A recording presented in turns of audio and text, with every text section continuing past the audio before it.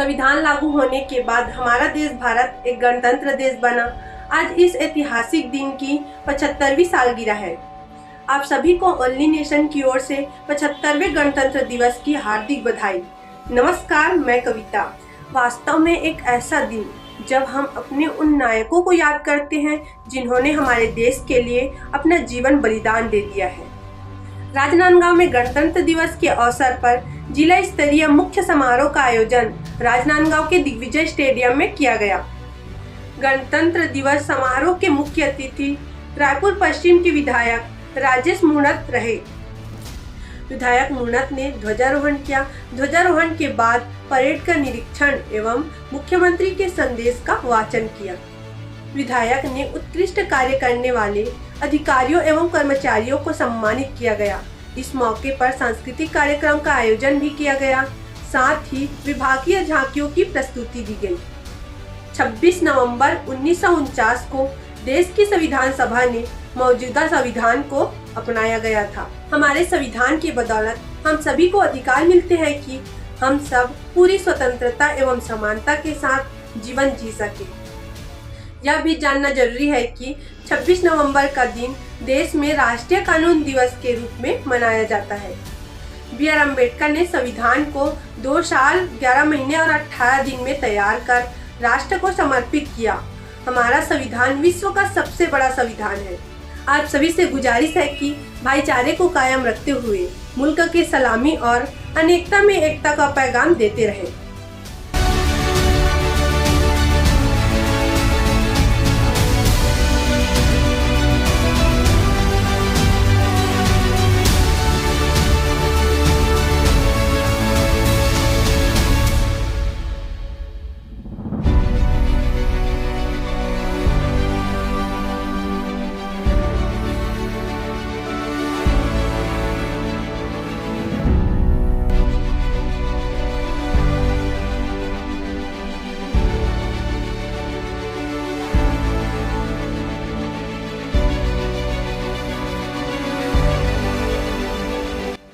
26 जनवरी गणतंत्र दिवस के अवसर पर आज दिग्विजय स्टेडियम में कार्यक्रम रखा गया है। में सम्मिलित हुए हैं। जी बताइए। सर, ये संयुक्त शाला है, स्काउट गाइड संयुक्त शाला है। Maharani Laxmibai school, state school, Thakur Pyarelal school के सभी गाइड हैं और अच्छा परफॉर्मेंस किए। ये कार्यक्रम था, कैसा लगा? आज कार्यक्रम में बहुत अच्छा लगा, करके भी अच्छा। आप लोग स्काउट गाइड में मस्त परफॉर्मेंस हमारे सर भी है।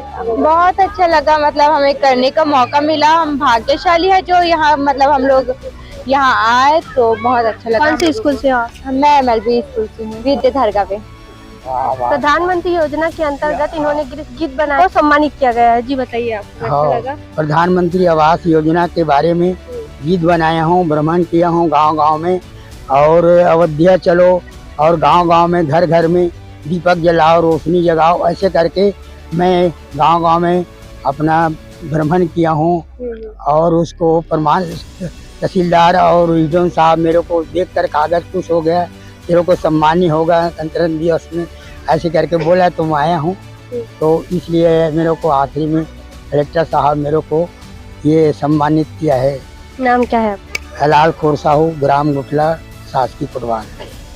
स्टेडियम में कार्यक्रम किया गया है 7 साल बाद। जी सर बताइए। जी सर बताइए। 7 साल बाद कार्यक्रम रखे गए हैं। ये पहले इसी जगह पे ये नेशनल जो कार्यक्रम होते थे, राष्ट्रीय पर्व के जो कार्यक्रम होते थे, यहाँ पे होता था। इस बीच स्टेडियम का निर्माण का काम प्रारंभ हुआ, तो इसलिए इसको यहाँ से शिफ्ट किया गया था। दूसरे स्टेट स्कूल में कार्यक्रम होता था, क्योंकि स्टेडियम बन गया है, बीच में कोरोना भी था, उस कारण से भी यहाँ नहीं हुआ है। तो अब लोगों की एक भावना थी कि गणतंत्र दिवस यहाँ से स्टार्ट होना चाहिए, तो उन भावनाओं के, लोगों की भावनाओं के अनुरूप ये कार्यक्रम आज यहाँ पे किए। ये 75वां गणतंत्र दिवस है। हम जश्न मना रहे हैं पूरे देश के साथ राजनांदगांव के दिग्विजय स्टेडियम में। हम आपको ये भी बता दें, दिग्विजय स्टेडियम में जब नवीनीकरण हुआ, आज से 7 साल तक यहाँ कोई भी कार्यक्रम नहीं हुए। पिछली सरकार ने भी बहुत वादा किया रहा होगा, उसके पहले सरकार ने इसका इनॉग्रेशन किया था। 7 साल बाद या 7 साल से ज्यादा इसके बाद यहाँ कार्यक्रम हुए हैं। ये पहला आयोजन था जो सरकारी तौर पे माना जाता है। इस कार्यक्रम को लेकर लोगों में उत्साह थी, भीड़ भाड़ भी ठीक थी, लेकिन बैठक व्यवस्था भी वैसे हुई जैसे होने चाहिए थे। लेकिन जब हमने पुराना दिग्विजय स्टेडियम देखा तो इसका जो प्रोग्राम का मुख्य समारोह का स्टेज था इस साइड था, लेकिन अब थोड़ा चेंज कर दिया गया। हम फिर गुजारिश करेंगे कि जब मुख्य समारोह होता है तो सूर्य की रोशनी सीधे स्टेज पे पड़ती है, जिसकी वजह से सनलाइट की वजह से दिक्कतें आती, खासकर मीडिया वालों को। तो चलिए आइए, मीडिया की बात रही, हम उन लोगों से चर्चा करते हैं इस प्रोग्राम को लेकर, उन्हें कैसा लगा और क्या मानते हैं। बताएं, क्या नाम है आपका? अमित कर्मकार। बताइए अमित जी। पूछिए सर। गणतंत्र दिवस है आज, ये हमारे लिए बहुत ही गौरव की बात है। गणतंत्र यानी कि जनता का तंत्र। भारत एक पूरे विश्व में एकमात्र ऐसा देश है जहां पर इस गणतंत्र के लिए इस देश को जाना जाता है। पूरे देश में, पूरे विश्व में मुझे ऐसा लगता है कि यही एकमात्र देश है जो गणतंत्र के नाम से सबसे ज्यादा प्रसिद्ध है। और मुझे गर्व होता है कि मैं इस भारत भूमि पर जन्म हुआ हूँ और आज यहाँ राजनांदगांव जिले में, छत्तीसगढ़ में, भारत में पैदा होना एक बहुत गर्व की बात है और बहुत ही सौभाग्य से भारत का जनता बना हूँ। इस बात का बहुत एक बार फिर नाम बताइए आपका? अमित कर्मकार, एकलव्य विद्यालय में पीजीटी के पद पर हूँ। चलिए, बहुत अच्छा मैसेज भारत के लिए, भारत देश का नागरिक होने के लिए। आइए कुछ लोगों से और चर्चा करते हैं। 75वें गणतंत्र दिवस पर इन्होंने जो मेडल लिया है, आखिर देश के लिए, जज्बे के लिए क्या करना चाहते हैं, क्या कहेंगे, इनसे जानते हैं। बताइए जी। हमको बहुत खुशी हो रही है। हम लोगों ने 1 हफ्ते से भी ज्यादा की मेहनत की है, दिन भर, और तब जाके हम लोगों ने फर्स्ट प्राइज हासिल किया है। हम दिग्विजय कॉलेज का नाम यूं ही रोशन करते रहे, यही चाहते हैं। मेरा नाम Takeshwar Kumar, cadet first year. Bharat माता की जय। जय हिंद सभी को रिपब्लिक हैप्पी रिपब्लिक डे। बताइए, आज को शील्ड मिला आपको? आज हम लोगों को जैसे कि ना शस्त्र परेड में ना फर्स्ट प्राइज ITBP को मिला है और निशस्त्र परेड में first prize Digvijay senior cadets को मिला है।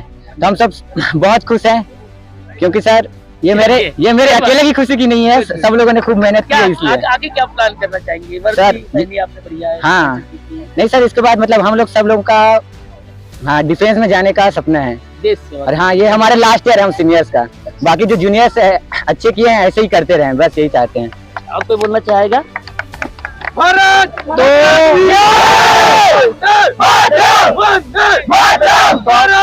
माता की ये जोश और ये जुनून बरकरार रहे। सबसे पहले तो मैं गणतंत्र दिवस पर सभी को मैं हार्दिक शुभकामना प्रेषित करता हूं। और इस बार हमारे राजनांदगांव के गणतंत्र दिवस की एक विशेष उपलब्धि ये रही कि हमारे जिले के नवपदस्थ जिलाधीश माननीय संजय अग्रवाल जी ने दिग्विजय स्टेडियम का जीर्णोद्धार होने के बाद, नया बनने के बाद में पहली बार गणतंत्र दिवस का आयोजन दिग्विजय स्टेडियम में करवाया, जो कि काफी भव्यता लिए हुए था।